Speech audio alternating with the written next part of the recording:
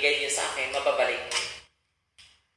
Kasi gusto ko ang pangarap ko lahat, MTOP, imagine, kahit may 1,000 or may ilang libo lang na gatherings sa isang lugar, may ulay. Diba? Yun yung mga pangarap ko, MTOP. Hindi yung magpapalakas tayo ng pwersa para tayo magparatakbo. Hindi. Yun. So, ang akin lang is, be happy always. Okay? Be strong in the midst of your weaknesses. Simple lang yan ng mga problema na kinakarap natin. Yung COVID, manalangin tayo kasi may tamang panahon na mawala yan. Kasi sinabi ko naman yan noon pa. Okay? Sige, ano pa ba ang mga comments ng inyong mga follow? Okay? Ate Cherry, Nico Sakandal, good afternoon. Crystal, ayan. Sige, isang tulog na lang, 14. Ngayon, ang isa sa mga problema na kinakaharap, meron pala, no? I will not mention the group chat, I will not mention sa group chat, pero at least yung GC na ito, ginapray ko na sana magiging ano pa ito, magiging malakas pa to, ang kanilang mga relationship. Sana, patnubayan pa ito palagi ni Bathala, maging maganda. No? Maging maganda po ang kanilang relasyon. Kasi kahit 10 lang sila, 5 lang sila, 7 lang sila, ang importante buo.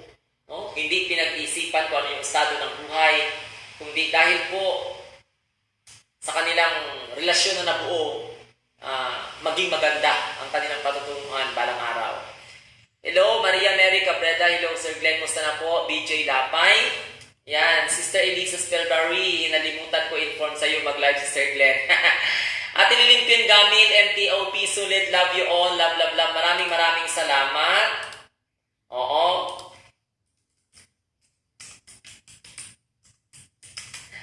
So, yun. No? Sa mga nag-away-away ng mga followers ko, huwag kayo mag-away. Diba? Pero kung kailangan na itsapwera na sila. I will not dig into it already. Basta basahin nyo lang yung mga post ko. Hindi naman po siguro yun masama, yung mga post ko dyan. Okay, Isayon ba'y mabibili ng bigas alin sa India o South Africa? Si Antonio Rodriguez, hindi na natin ito patulan si Antonio Rodriguez kasi kuha na siya. Kung baga may katok na siya. So, yun. Ano pa ang ating mga pag-uusapan? Sana naman ang problema ng mga online seller ay ma-resolve na po yan ng Bureau of Internal Revenue. Bakit kailangan pa bang Bakit kailangan pang buwisan? No? Bakit kailangan pang buwisan ang mga online seller? Kasi ang problema kasi dyan ganito. Ang mga online seller, kinukuha lang nila yan yung kanilang mga items sa kanilang supplier. Ang supplier may tax pagkuha. Yung mga seller, may tax din sila. Pag ibenta nila yan, pag hindi nila, ano na lang mangyayari sa kanila? So sana pag-aralan din yan. Pag-aralan din yan ng ating gobyerno nang sa ganun na hindi naman po malagay sa kahirapan yung ating mga mamamayan. Kasi kaya nga sila nag-online dahil sa marunong sila magluto. Magaling sila magluto. Kung ang binibenta mo naman, kapital mo 100, magpa-register pa ngayon sa BIR.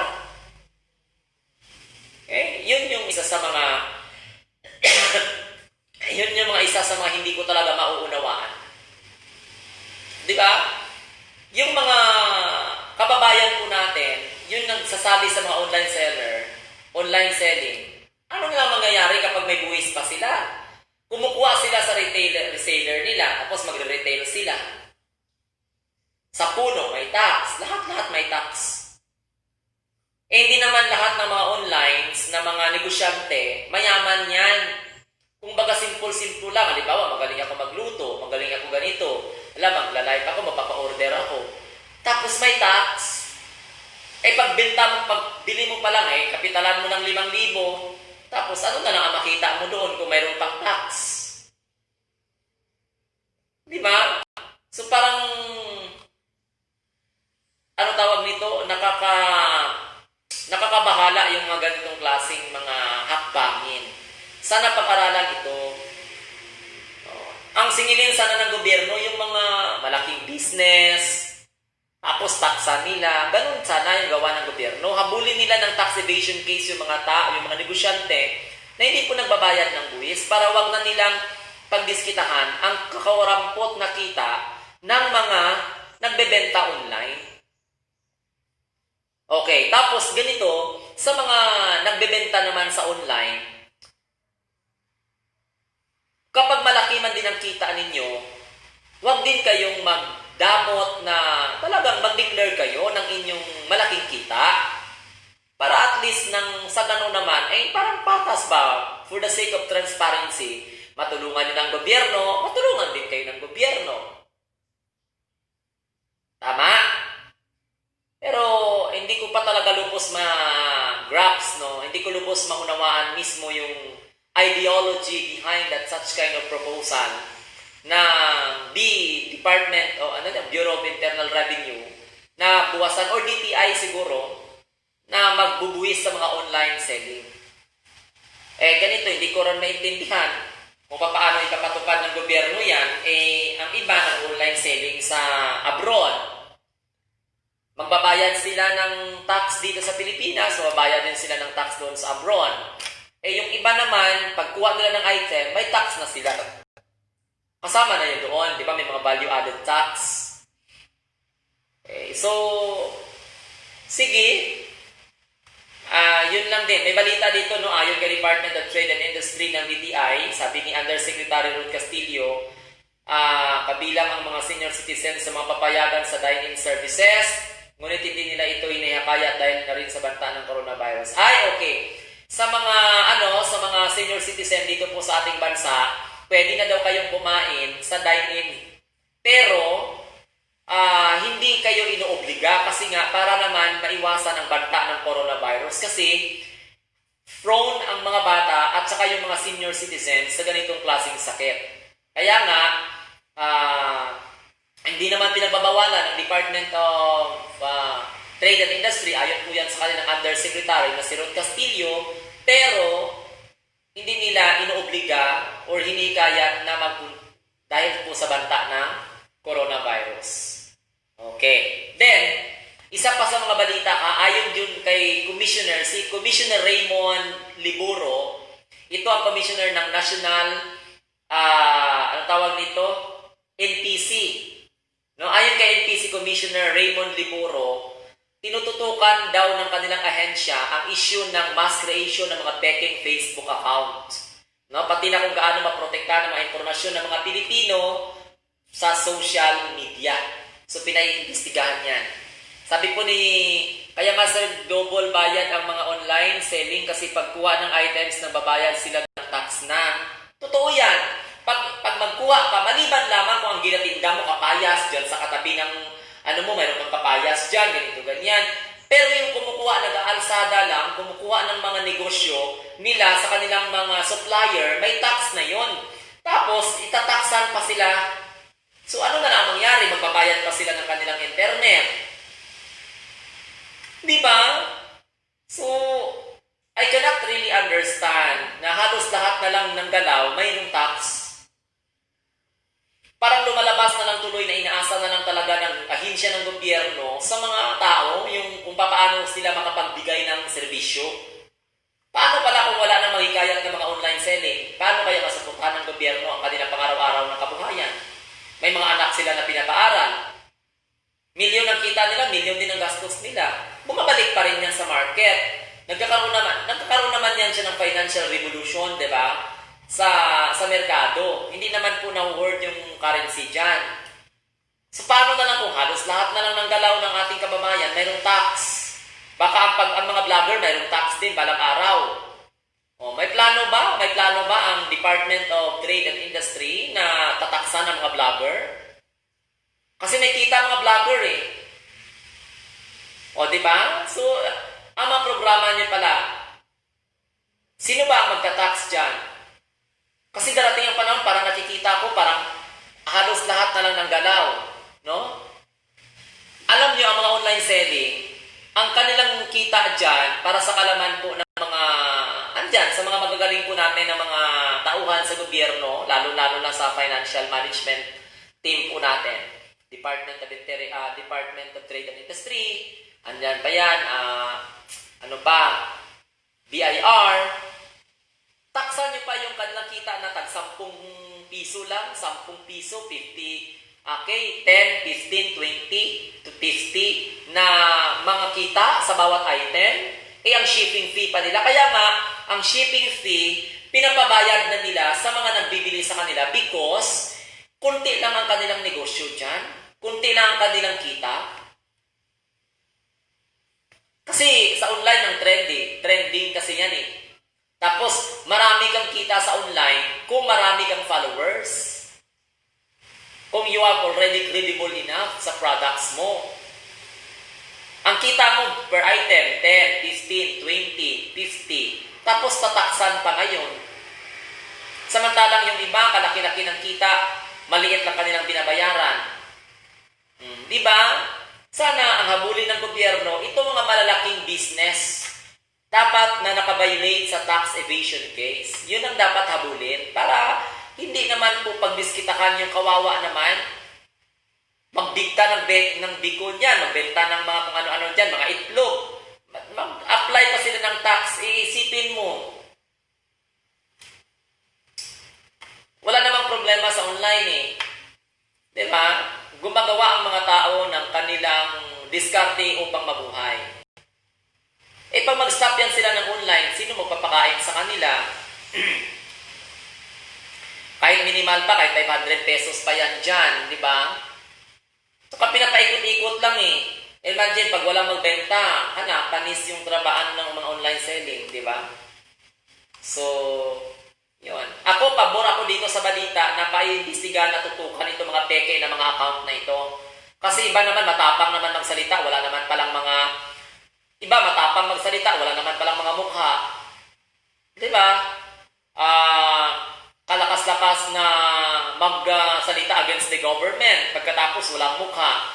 Kalakas-lakas na magkampi sa government, wala namang mukha. Bakit natatakot kayo ng mukha ninyo? So, ilabas ninyo para at least hindi kayo pagdiskitahan ng face, ng ang tawag nito, ng NPC. Okay? Sige. Ito po meron po tayong balita dito. Sabi po ng Department of Interior and Local Government Secretary Eduardo Anyo, piki raw ang impormasyon na kumakalat sa social media at bukas pa Hunyo 15. I-anunsyo ni Pangulong Rodrigo Duterte ang desisyon hinggil sa pairaling community quarantine protocol sa National Capital Region at iba pang bahagi ng bansa. Sa mga fake news dyan, sa mga gumagawa ng mga peking balita, pinitigil nyo na para at least wala ng problema. Kaya lang siyempre, ang gumagawa ng mga peking balita, yun yung mga bugos account sa Facebook. So wala pong katotohanan yung kumakalat kasi bukas pa i-anunsyo ng Pangulo, okay, ang desisyon hinggil po sa community in quarantine protocol sa National Capital Region. Okay.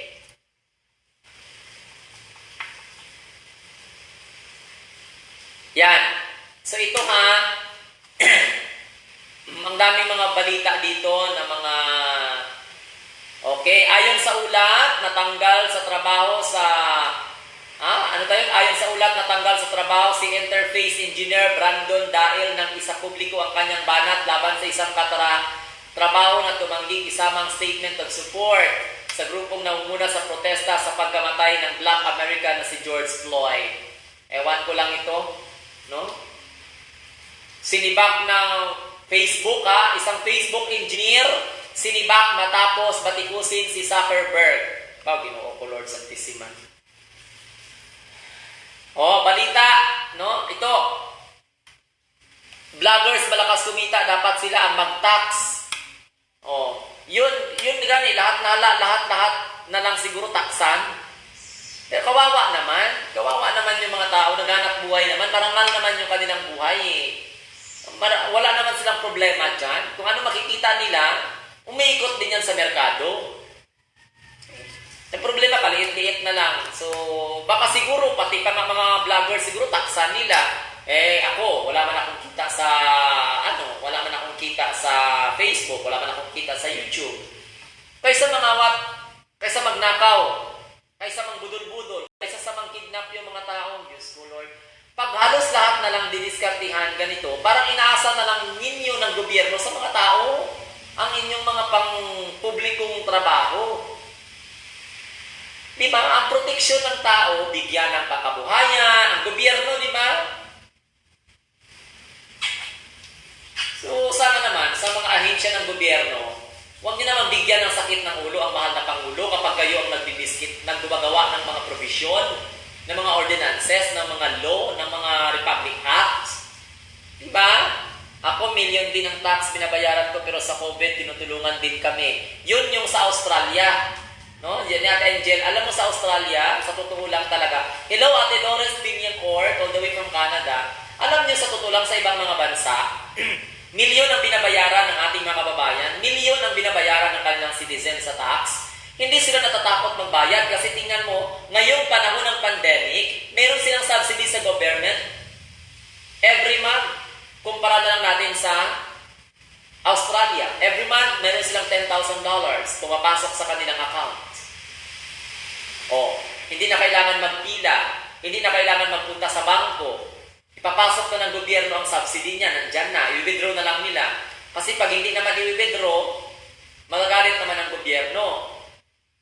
Kasi yun ang tulong. So, libre ng bayad nila sa kuryente, libre ng bayad nila sa tubig, kasi nga, mayroon silang subsidy sa panahon ng pandemic. Kapag negosyante ka, bibigyan ka nila ng support. So, dito, ano na lang kaya ang mangyayari kung lahat na lang, kawawa naman, di ba? Sana maplansya ito, maayos ito, okay? Kasi magkakaroon ito ng tinatawag na epekto sa tinatawag na income ng ating kapwa Pilipino. Huwag nating pagdiskitaan ng konti na kakarampot na kita nila. Isang item, 10 piso, 20 pesos. Minsan delay pa magdating ang kanilang mga item na pinaparong. Yaw-yawan pa sila ng kanilang mga, ano tawag nito, mga customer. So, sana maiwasan po yan. Hello, Ate Dores. Okay?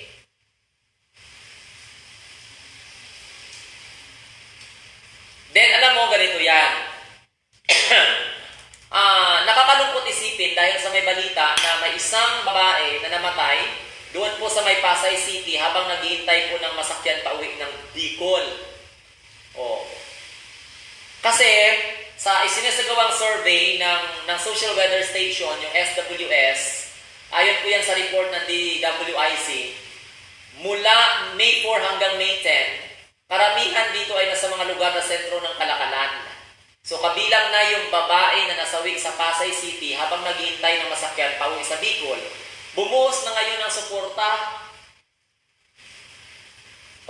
Pero namatay na yung babae. Kung pinayagan sana makauwi, tapos minamonitor lang ng mga team, kaya lang, wala na, natapos na, nangyari na nang nangyari, ginawian na ng buhay habang naghihintay ng masakyan pauwi ng Bicol. So, suportaamin natin ang suporta. Patay na, di ba? So, sana mabago yung mga ganyang klaseng konsepto, no? Kasi dapat, mayroon tayong pinapatupad na mga batas sa ating community quarantine, pero dapat may consideration. Ito, sana matapos ako, naghihingi ako ng nagpipray ako na sana matapos na itong COVID-19, yung enhanced community quarantine, yung general community quarantine. Kasi, magpapasok ka na, hindi makapasok ang mga bata sa province. Kung galing ka dito sa isang probinsya, makapunta ka sa isang probinsya, hindi makapasok. Paano na lang makapag-aral ang mga bata niyan? Sabihin pa natin na online. Sa elementary, hindi man pwede mag-online.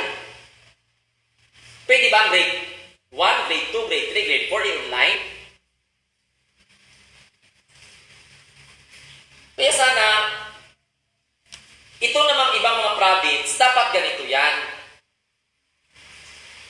Sana maglalaan ako ng time para i-discuss yung mga ganitong klaseng provision. Kung alam niyo may mga stranded, alam niyo naman na walang sakit yan. Walang sakit. Bakit kailangan pang stricto talaga? Hindi ko talaga maunawaan, parang sobra na lang eh.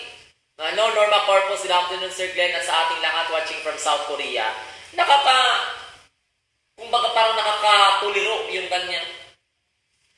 Payagan nyo ang tao na makauwi, and at the same time, yung isang katutak na dito okay na, pagdating doon sa kabilang probinsya okay na, hindi pa pwede. So, I cannot really, the logic. Diba? Sabi ninyo, airborne. Ngayon, airborne na kaya. Ngayon, may boundary ba dyan sa kalawakan na hindi makapasok ang virus dyan sa kabila? Ang dami kaya mga na-stranded. Diyan sa Manila, i-check doon pa, negative.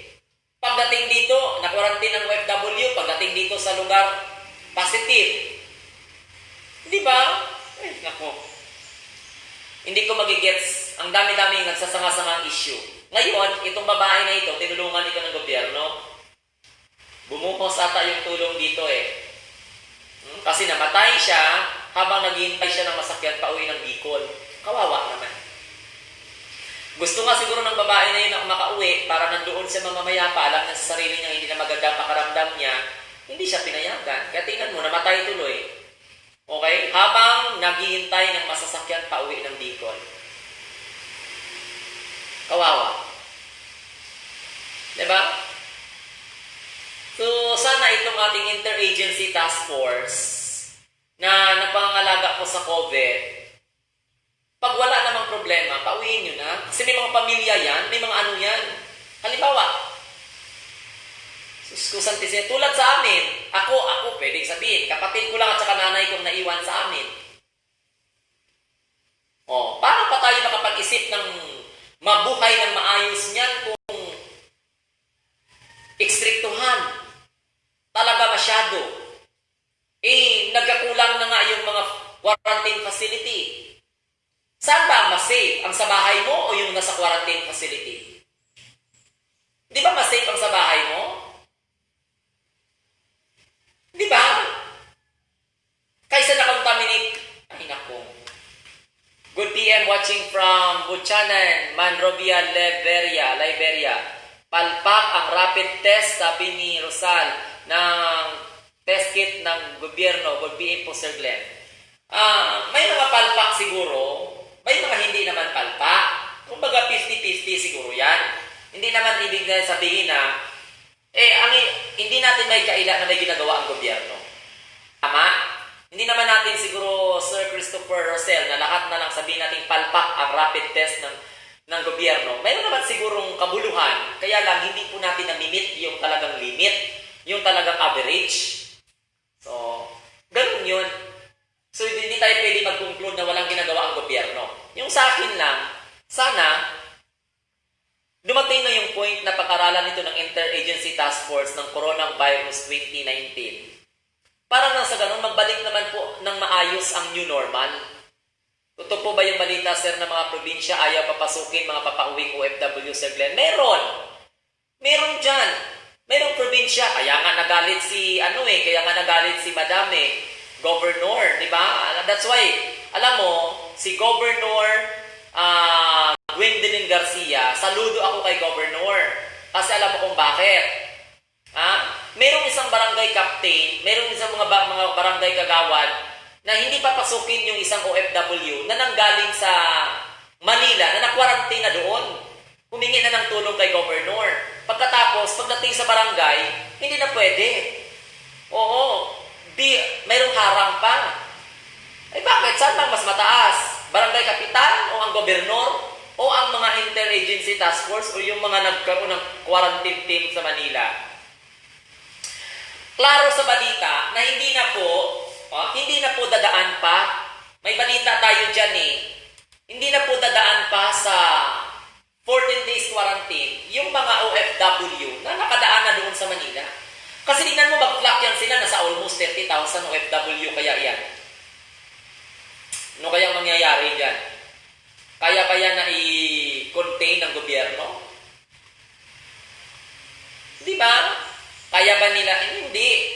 Kaya nga dapat, itong sa local, tulungan ninyo ang national. Mayroon kasing iba dyan na halos pinandidirian Pag makapasok, panindidirian. Halimbawa, dito ako ngayon sa probinsya. Pasok ako sa aming probinsya, hala, pinandidirian. Diyos ko Lord, wala ikong sakit. Ganun ang pinaka-ano dyan. Ganun ang pinaka-punto doon. O, kumpirmado ha, kahapon na, kahapon ko ito na data ha, marami. Ang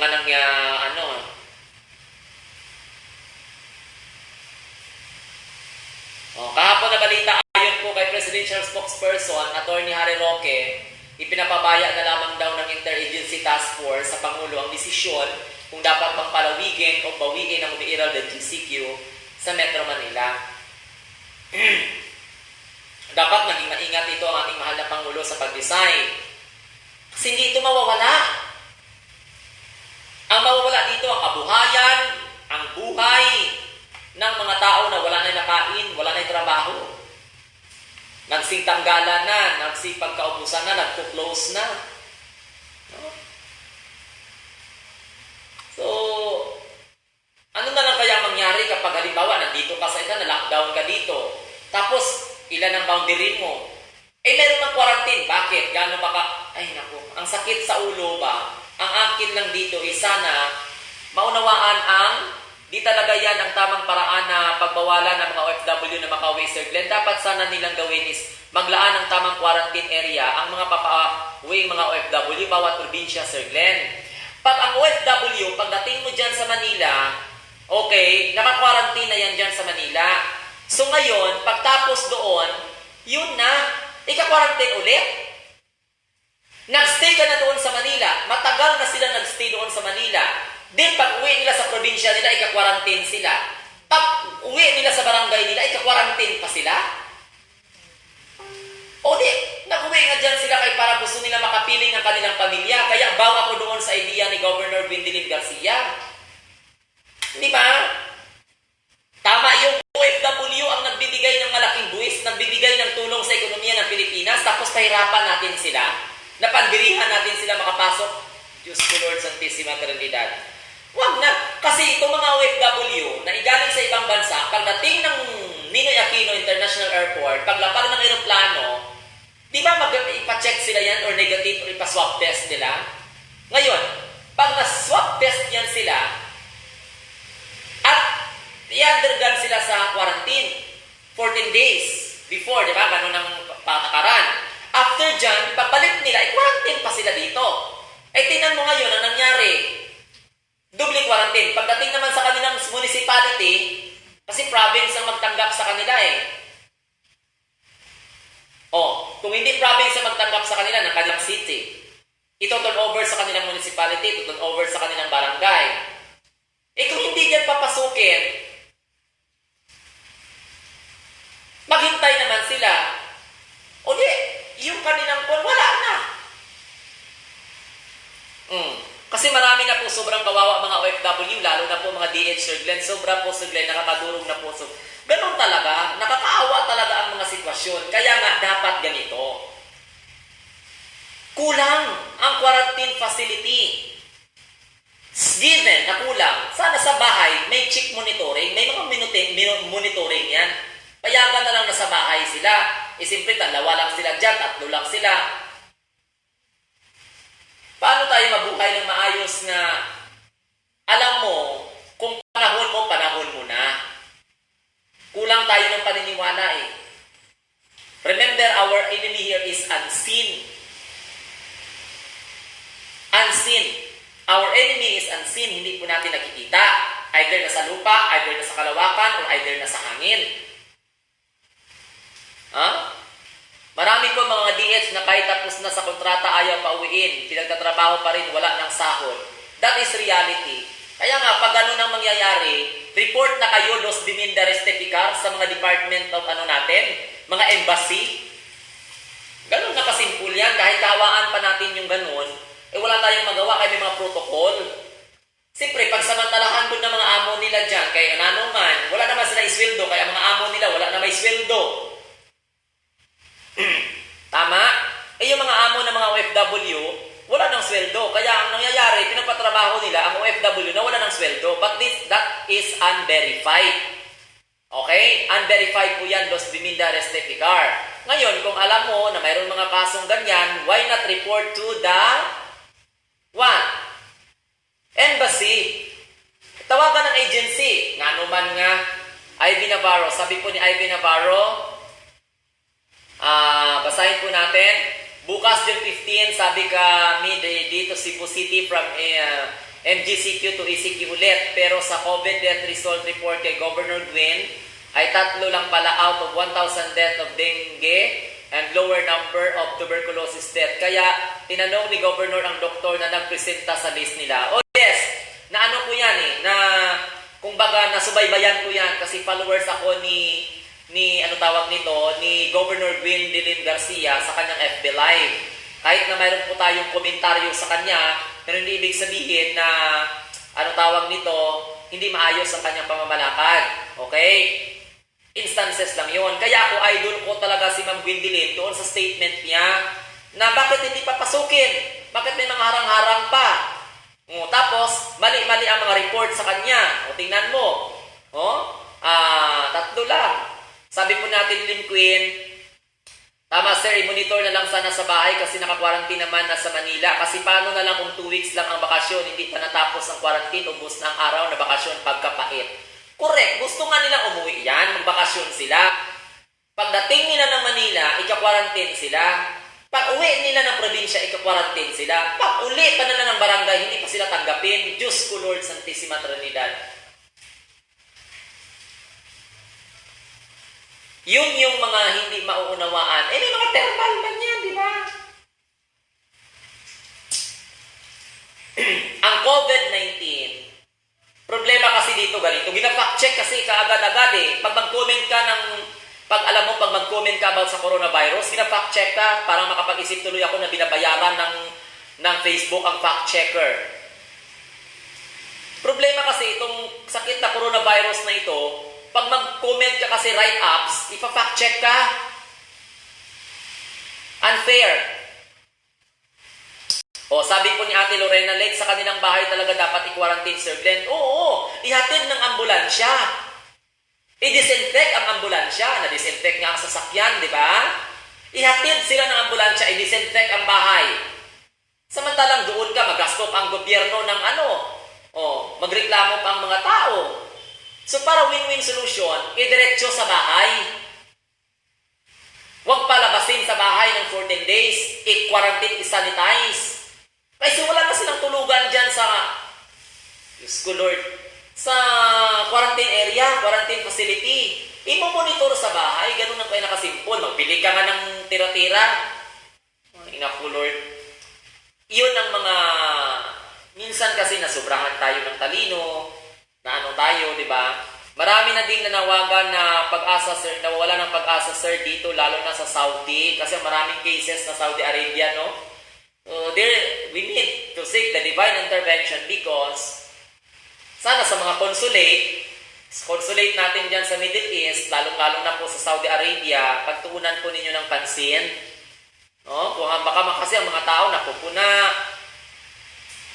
Maraming mga OFW na sa loob ng bahay, hindi pinapayagang lumabas kasi ang mga amo nila takot, pero yung mga amo nila lumalabas at nagtatrabaho. O di ba ironic? Ayaw nilang palabasin ang mga Pinay sa trabaho, sa bahay kasi baka magka-COVID. Pero ang mga amo, kundi sana dapat hindi papasukin yung mga amo, ay palagi silang labas ng labas sa bahay. Kawawa yung mga OFW talaga. Gusto umuwi, magbakasyon, ang problema, paano sila makapagbakasyon? Dahil sa iko-quarantine sila sa Manila, pagdating sa province, iko-quarantine ulit. So yun yung mga nagsakit ang ulo ng mga tao. Wala ng pag-asa, kaya natingnan mong mangyayari yung magkakatuto ng iba na lang dyan, magkalamatay, dahil sa distress. Diba? So yun yung isa sa mga inabangan po natin. Pero, ayon po sa huling balita, hindi naman daw po papayagan na i-quarantine ulit ang mga OFW.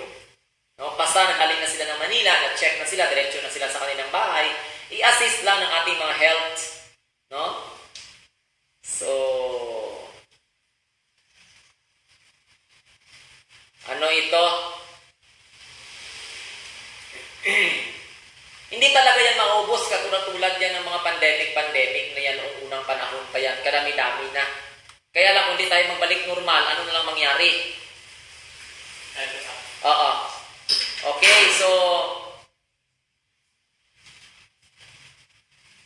ayan. Sabi po ni ni Lorenzana, pabor na ibaba sa NGCQ ang Metro Manila. Okay, yan po ang kanyang panukala, Sinabi ni National Action Plan Against COVID-19, Chairman at Defense Secretary Delfin Lorenzana na ang nasabing panukala ay nakadepende pa rin sa kung ano naman ang mapagkasunduan sa gagawing pagpupulong ng Interagency Task Force. Okay. So, dito lang po tayo magtatapos. Mamaya, magbabalik ako ng live kasi may gagawin ako. Importante. So, maraming salamat sa inyong pag-subaybay. Mamaya, yung mga balita, himay-himayin po natin ito ng maayos para naman sa ganun, sa kaliwanagan po ng lahat. Okay? Lalo-lalo na ng issue about sa mga OFW na sana huwag nang i-undergone sa quarantine, papasukin na sa kanilang mga province kasi nga, naghahabol din po sila ng mga oras. Okay? So, kailangan wisdom ang gamitin dito, hindi lang po yung puro talino na lang. Okay, so maraming salamat sa inyo. Advance happy anniversary po sa atin, sa mga members ng Munting Tinig ng Ordinaryong Pilipino. Ayan, maraming salamat. More power po sa inyong lahat. Aalis po ako, maybe babalik po ako mamaya kung okay na. Hi, Steve dito sa Saudi, kung pwede lang mag-teleport mga DH para wala nang makapag-isip ng magpakamatay. Sige lang. Kaya ikaw, Ma'am Luz Biminda, tibayan mo yung loob, ipag-pray mo ang inyong kapwa Pilipino, hayaan natin yung the divine intervention will intervene us. Okay? So, sana maayos na po itong ating kalagayan. Magtatakal tayo ng mga balita sa susunod ko ng mga live, maybe mamaya, pag okay na. Sige, bye-bye. Have a nice day and God bless everyone. Meron po akong importanteng gawin. Ha?